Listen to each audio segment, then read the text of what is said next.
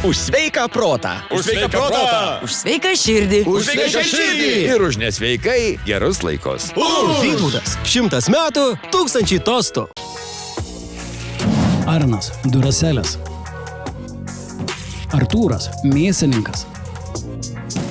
Gabija, mergelė iš Nazareto. Visi moka gražiai kalbėti, bet ar visi išdrįs tai padaryti? Adrenalinas, įtampa, triumfas. Naujieji herojai gimsta čia. Kada labiau patinka seksas ryte ar vakare? Moteris yra graži ir su didelė, ir su maža. Kokia aš tau, olelebė, papa, kokia, niekai. Kažkas su manim negerai. Va tie visi žmonės, tai normalūs kažkokie. Pirmą dieną aš ir prasikirtau kelią, va. Jeigu dalyvautum seksualinio vaidmenų žaidime, kurio iš šių veikėjų labiausiai norėtum būti? O, tikra lietuvaitė. Lietuviškas. Ar esi vaidinusi orgazmą? Tai šiandien laidoje turime Eva Diva. Aš sakyčiau, kad tai yra pati drąsiausia influencerė, šiaip gal net moteris, sakyčiau, žmogus, mano žinoma, Lietuvoje ir turbūt net ne tik Lietuvoje, bet ir už Lietuvos ribų, kadangi gyvena Amerikoje. Nes jie dalinasi viskuos apie savo gyvenimą ir didžiausiam sensacijom ir ką dabar pasidarius yra, apie tai dar mes pakalbėsim. Bet man labai būtų įdomu išgirsti, kaip Ieva tu save dabar pristatytum, kas tu esi gyvenime, ką veiki. Toks pirmas žodis iš karto, kas esi? Mama, žmona, dukra, toksai, žinai, toksai tas listas eina. Ir paskui ten kažkur jau tik tai gal ta influencerė ir įkvėpėja moterų, bet iš tikrųjų ta savo veikla labai didžiuojuosi, jeigu sugebu bent vienai moteriai kažką tokio saktelti, ar su vaikais, ar su savo kūno išvaizda, nes viskas prasideda nuo mažų dalykų. Kokia buvai vaikystėje, papasakok, labai įdomu išgirsti tavo istoriją, kaip tie visi žinai pokyčiai, kaip viskas atėjo, bet kokia tu buvai maža mergaitė? Buvau visiškai priešinga negu mano tėvai. Mano mama su patėve buvo mokesčių inspektoriai, tai tokie, žinai, kaip sakant, labai konservatyvus, tokie labai, kaip sakant, nelaužantis kažkokių standartų, tokie labai, dirbantis atsakingą darbą žmonės. O aš visą laiką tokie jaučiausi, kad, tokie, kaip būčiau įvaikinta, visai kitokia negu mano tėvai. Kažkaip, kaip aš tą šeimą tokia baltavarna šeima. Jo, tokie man visai kitokie dalykai rūpėjo. Ir tarkim, mano tėvam ten matematika, man niekaip ta matematika, ten daug dievė, jau ketvirtą, jeigu gaunu, tai ten jau ačiū Dievui, žinai. Mano ta vaikystė buvo tokia įdomi, nes kaip ir bandžiau visą laiką patikti savo tėvam, bet man labai sunkiai sekėsi, nes jie tiesiog yra visiškai kitokie negu aš. Ir jų tiesa, jų gyvenimo matymas visiškai skiriasi nuo mano. Taip kaip aš mačiau pasaulį ir taip kaip jie, tai buvo diena ir naktis. Šiaip sudėtingai įsivaizduoju, tau pačiai turėjo būti tokioje šeimoje, augti. Didelis iššūkis. Tas iššūkis tikrai buvo nemažas, ko pasekoje paskui prasidėjo bulimija man. Nežinau, ar būtent nuo to, ar nuo visų tų mano ten tų laikų, kai prasidėjo ir tas noras įtikti į visus tos standartus, ten neduok dievę, ten gramelį ten priaugs ir taip toliau. Bet aš ir norėjau paklausti, sakai, kad vaikystėje ir tėvams norėjai įtikti, po to lygtais tarsi norėjai įtikti į visas formas, kokia moteris turėtų būti. Ir kaip toliau, ar jau susitvarkei su to noru įtikti kažkam tais, ar jau jį paleidai, ar vis dar kovoji ir turi gyvenime tokių dalykų, kur nori visi tikti, patikti, būti kažkokia? Vis dar, žinok, dirbu su tuo, nes kadangi tai mano įdirbis įtikti, patikti buvo labai daug metų.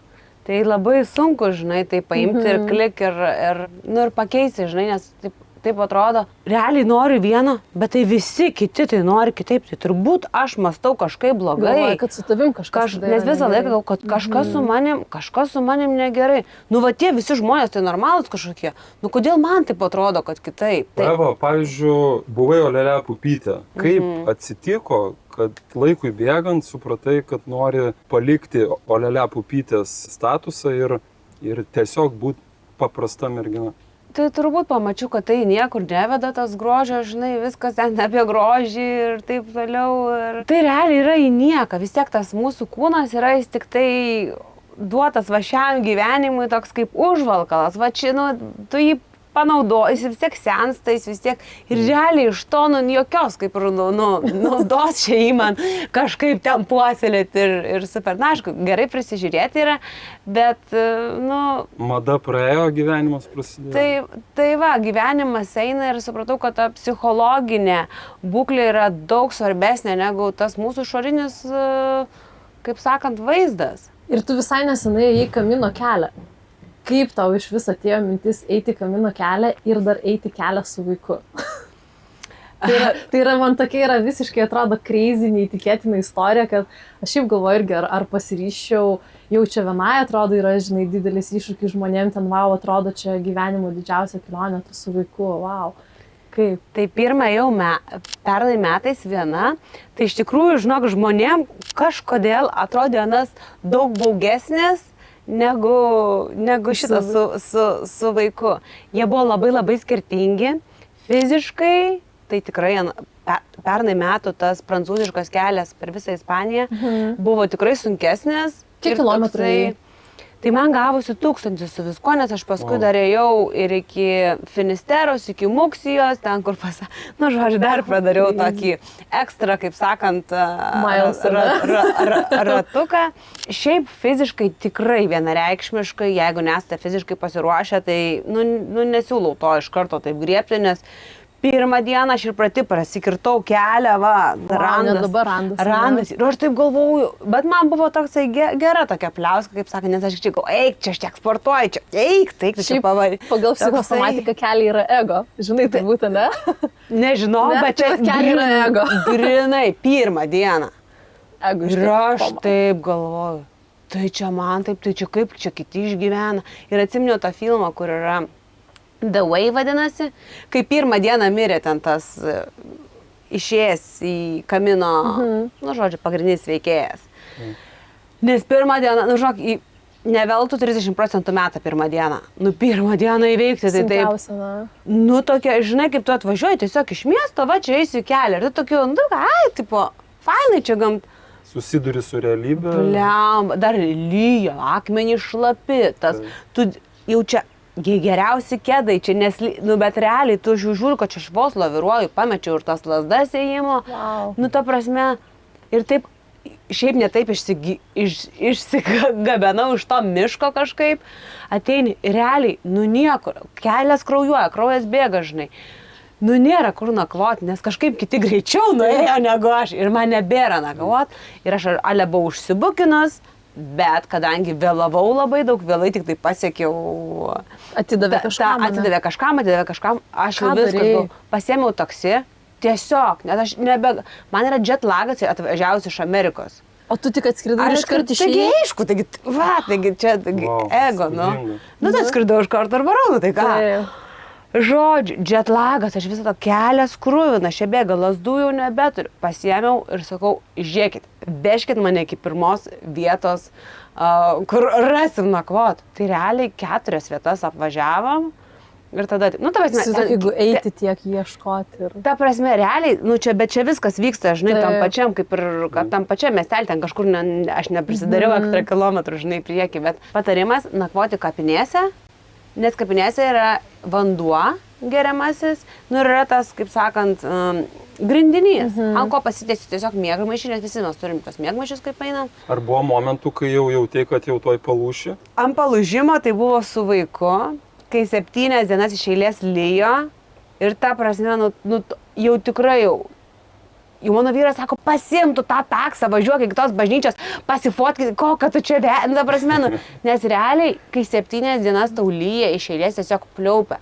Ir 6 laipsniai Portugalijoje, ta prasme, belekai. Ta prasme, labai, ir ką matai Portugalijoje? Nieko, visiškai nieko. Lietų ir va tai va pliurza ir ten čiuožino ką. Ta prasme, tikrai bet už ką man? Kiek dienų su vaiku keliavai? 11, tai iš jų 8-7 lyja. Wow. Kaip vaikas reagavo į tą kelionę ir kaip tavo pasikeitė santykis su vaiku? Išgirstas žodį, buvom Kamino, iš karto galite, va tai va. Ir, tarkim, ir dabar buvom Rusnėje, ėjom pasivaikščioti mano tie kiti vaikai, musė čia kanda, čia žolė, čia... Amelija eina, jinai visiškai tokia vienodai, visiškai, ta prasme, ant kiek jaučiasi. Atsipūtus. Ir labai, labai matau, jinai tokia, nu, jai ant tiek patiko, ryte eina pati pirmai vežimuką ir naurodo, kad einam, nu, nes ten nieks su vaikais, nu, ne tik, kad nieks. Labai mažas procentas eina ten su vaikai. Aš nesutikau pati asmeniškai, bet žinau, kad yra kažkas jie irgi. O kaip Eva susitarė su savo vyru, kad leisės į tokią kelionę ir kaip jis tai priėmė ir kur buvo kompromisas?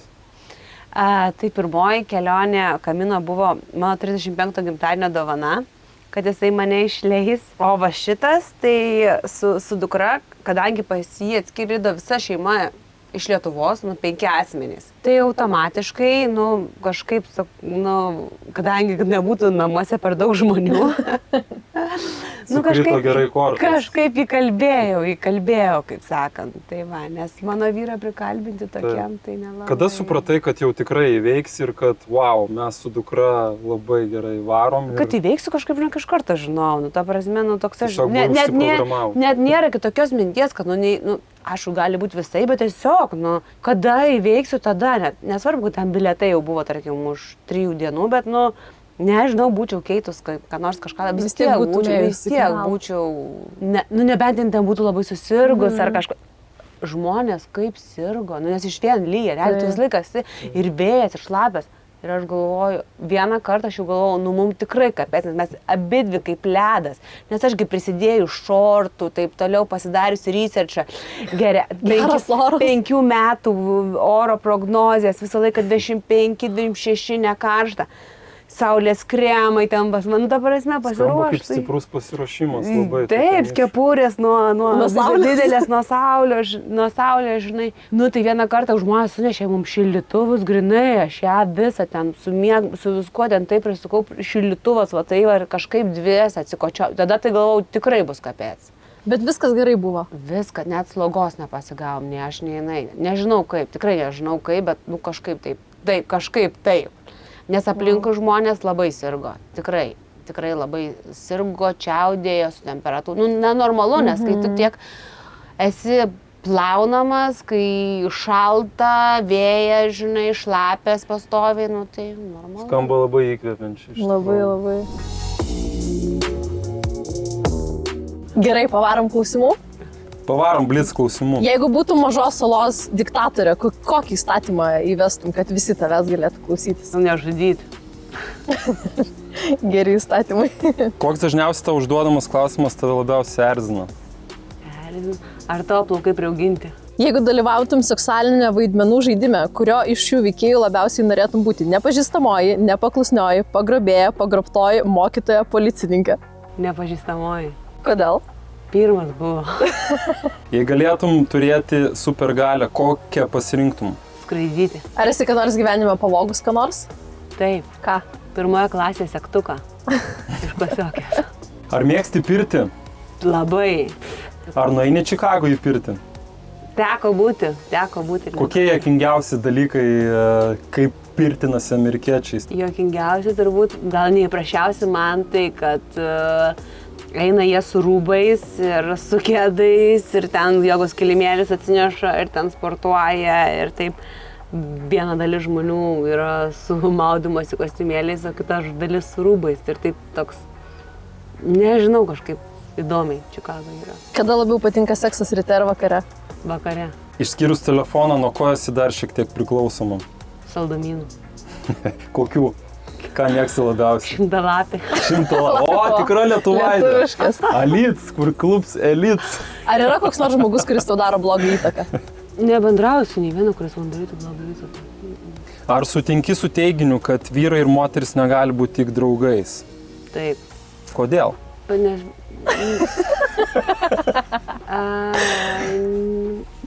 Labai daug, žinok, knygų skaičius ir ten tų visokių žiūrėjus apie poras, ten tų visokių broadcastų ir kažkaip labai daug kas aiškina, kad, kad negali vis tiek ten po daugybę ten, jeigu tam tikromis aplinkybėmis ten taip ir taip ir taip ir taip. Vis tiek bučki norėtus duoti, ne? Taip vadinasi, kad nežinau, gal per daug prisiskaičius, prisiklausius. Kokios veiklos imtumės, jeigu žinotum, kad tikrai pasiseks? Tai aš visas veiklas darau, kurios, man atrodo, kad man sekasi. Neturiu kažkokios tokios, kur dar norėčiau ekstra ir kad žinočiau, kad pasiseks. Ką šauna į galvą, žinok, tą ir darau. Bet ką? Jo. Į kokią paslaptį ar mitą norėtum sužinoti atsakymą? Pavyzdžiui, egzistuoja Loch Neso pabaisa ar ne? Norėčiau sužinoti, ar Žemė yra tikrai apvali ar plokščia. Čia geras. Daug negalvodama užbaig sakinius. Vyrai paslapčia jaučia, kad sėkmingos moteris yra. Bauginančios. Moteris paslapčia jaučia, kad sėkmingi vyrai yra. Išdidus. Kuo pasižymi žmonės, kuriuos esi linkusi įsimylėti? Tikslų siekimu, konkrečiu dėmesiu man, pedantiškumu, nes visi buvo pedantai. Ar esi vaidinusi orgazmą? Ne. Ko savo palinkėtum? Kur reikėtų pasitemti? Palinkėčiau savo didesnės, stipresnės savivertės. Ar atsiranda minčių, kad o kas dar sekantis, o ką dar galėčiau išbandyti? Oi, pas mane tas bucket list, tai žinok, tai never ends. Bet yra kažkoks, vat, jau toks konkretus, kur sakytum, va čia yra next. Tai next pas mane on the bucket list yra Šinkoku 88. Nežinau, ar žinot? Ne. Gali papasakoti? Japonijoje kelias. Visa apeina 88 šventyklas. Tai ten yra 1400 km. Ir aišku, ten jau su jokių vaikų nebepaeisi, nes ten daugiau uolom, daugiau... Bet jau viena planuoja, na? Nu čia tau nebent atsiras kažkas, kuris eis mano tempu. Nes kodėl viena, labai yra sunku eiti su kažkuo. Nes tu turi labai derintis prie to žmogaus. Nu, tarkim, ten aš einu labai lėtai, bet tas labai ilga ištvermė. Aš galiu eiti ten 4-5 valandas be sustojimo. Ir jeigu sustoju, tai aš ten 10 minučių. Pavyzdžiui, bandžiau eiti su tokiais portugalais. Jie eina labai greitai ir kai atsisėda, tai 2 valandas sėdi. Nu, man sunku tą visą tempą suderinti. Tempą. Aš, pavyzdžiui, mėgstu atsikelt maždaug 7, kitais keliasi 4, nes jam geriausia. Nu, ta prasme, labai, žinok, tas dalykas su kažkuo eiti yra labai sunku. Taip atrodo, jo, pašnekėt linksmiau, fainiau. Bet realiai kelias yra apie tave, viskas apie tave ir tikrai meškos paslaugą. O man labai įdomus, kaip apie tave pasidaro. Kokių tu įžvalgų gavai savo gyvenimui, nes dažniausiai žmonės eina kamino kelią, kai yra jiems sunku kažkas gyvenime. Tu, kaip suprantu, eiti labiau iš smalsumo vedama. Taip. Aš irgi labai daug kur keliauju smalsumo vedama, bet įdomu, ką pasiemi į savo, kokią įžvalgą turi. Kad realiai visos tos baimės tik tai mūsų galvoje. Nebuvo, kad aš ten labai bijočiau kažkaip, bet pamačiau, kaip žmonės ant kiek bijo. Galvoju, taigi čia ne Amazonijos džiunglės kažko. Realiai, Ispanija. Jeigu ką išsikviesi pagalbą ar kažkas kažkur rasi. Tai būna, eini 16 km mišku. Ir ten buvo, kur tokie buliai ten, po nežinau, 2-3 tonas tokie, žinai, tiesiog. Būna gyvačius, tai būna. Visko būna. Ta prasme, realiai eini ne tik miestukais ten. Ta prasme, būna didelės atkarpos, kur tiesiog jų nefilmuoja, nes ten 16 km mišku, ką tu ten filmuosi? Medį tą patį. Eva, tu paminėjai, visos ribos tik tai mūsų galvoje. Kaip ir žinomas dalykas, dažnai dabar akcentuojamas. Bet kodėl tau atrodo, kad žmonės nesugeba išsilaisvinti iš tų nuostatų ir ką tu pati jiem palinkėtum, kad kaip jiem paimti ir galų galiai išsilaisvinti ir padaryti kažkokį iššūkį ir savo įrodyti? Tai aš labai daug dirbu su savo įvairiais įsitikinimais. Nes tikrai pas mane jų tų programų, įsitikinimų labai bus. Jeigu taip, būtinai nutiks kažkas tas. Jeigu taip, tai tikrai atkapščius jų esu tikrai labai daug. Tai pirmas dalykas, tai turbūt savistaba, kad jau pastebėti. Nes jau kai pastebi savyje, tada tu gali daryti kažką su tuo. Kol tu nepastebėsi, tol, realiai. O kaip dirbai su įsitikinimais? Tas įsitikinimų keitimas, žinai, yra daug skirtingų būdų, labai įdomu. Aš jau kaip atrasdavau tą savo, kaip pavyzdys, tarkim. Vėl čia norėjau sakyti tą žodį papai. Moteris yra graži tik su didelė krūtinė. Man tikrai taip atrodė. Jeigu tu realiai, rašiau 40 dienų įsitikinimas, tarkim, o moteris yra graži tik su didelė krūtinė, tada rašydavau. moteris yra graži ir su didelė, ir su maža, ir su, nu ten išvardinu. Ir su spirgutėm. Jo, ir su spirgutėm. Ir žodžiu, ir tą 40 dienų rašai tą patį įsitikinimą. Ir tikrai paskui tavo ta pasąmonė supranta, kad čia tokia yra tiesa. Kad manifestavimas teisingai. Toksai, Čia perrašymas programos gal labiau. Perrašymas programų toksai jo. Galvos. Tai va, tai pas mane bet svarbiausia pastebėt. Nuovoka. Jo. Tai va tas sąmoningumas, apie ką ir kalbama visame, kame dabar sąmoningumas ir yra savistaba, savęs stebėjimas. Taip, tai aš jų gal 200 savo pastebėjau visokių tokių įsitikinimų, kur realiai galvoju, čia nuo realybės taip jaunasi. Bet ir užtrunka laiko viskas susitvarkyti. Tai čia dar aš turbūt raščiau, tikrai dar čia tas bucket list pas mane. Ir labai įdomią temą mes čia užšiepėm krūtinę. Man labai įdomu, o kodėl sugalvojai įsidėti? Nu tai kaip reikia. Čia dėl to būtent įsitikinimo ar dar kažkas buvo? Tai olele, visi tie laikai, tie ant ko jie visi paremti, kad va, blondinė, man, ačiū Dievui, natūralūs plaukai, pas mane tai nereikėjo dažyti, tai čia jau sutaupiau, nes mano tokius plaukus, jeigu reikėtų dažyti, tai, nu tai va. Tai blondinė ir ką, olele, taigi visi privalumai, visi apvalumai, viskas vien to, pastatyti ant to grožio kulto, nu tai kokia aš tau olele be papų, nu kokia, nu niekai. O kaip manai, ar būtų kažkaip gyvenimas kitaip susiklostęs, jeigu nebūtum susidėjus krūtinės? Ar galėjo viskas tas pats taip ir vykti? Sunku, žinai, pasakyti, būtų, jeigu būtų, nežinau, gal. Ar gailiuosi? Ne, visiškai, nei va tiek nėra, kad gailiuosi. Nu, nes pabandžiau, nu, fainai, pabūti su tais kukuliais, nu, fainai. Taip. Nes tikrai gal po to, žinai, sunkiau yra gailėtis visą gyvenimą, kad kažko nepabandėjai, ne, čia pabandėjai, žinai, dabar viskas turi tokią patirtį gyvenime. Taip, o eina, savo, kaip čia viskas dreba, žemės po biškį krenta, man jaučia. Jaučiuosi neišgirsta, nesuprasta, mano poreikiai neatliepti. Labai svarbus klausimas - narkotikai.